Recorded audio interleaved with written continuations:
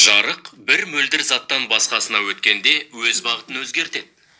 Мәселен, жарық сәулесі шыны тіліміне белгілі бір бұрышпен түскенде, ол ауа мен шыны арасындағы шекараны кесіп өтетіндіктен ауытқиды. Сәуле нормаль бағытына қарай сынады. Бұл жағдайда R сыну бұрышы I түсу бұрышынан аз болады. Оның себебі тығыз шыны арқылы өткенде жарықтың баяулауында.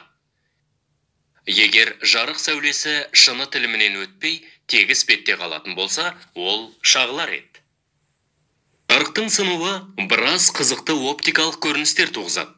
Нәтижесінде солардың қызық суреттерін ала аламыз. Суы бар стакандағы қасық бізге сынық болып көрінеді. Себебі жарық сәулесі ауа мен су шекарасында бағытын өзгертеді. Жарық сәулесі ауадан шыныға өткенде, ол тығызырақ ортаға қарай қозғалады. Онда жарық баяулап, екі ортаның шекарасында нормальге қарай ауытқиды.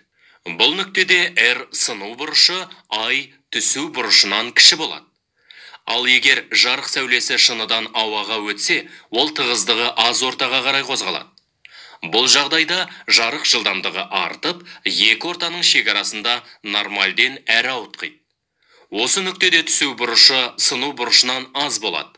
Дегенмен жарық сәулесі ортаға 90 градуспен түсетін болса, оның бағыты өзгермейді.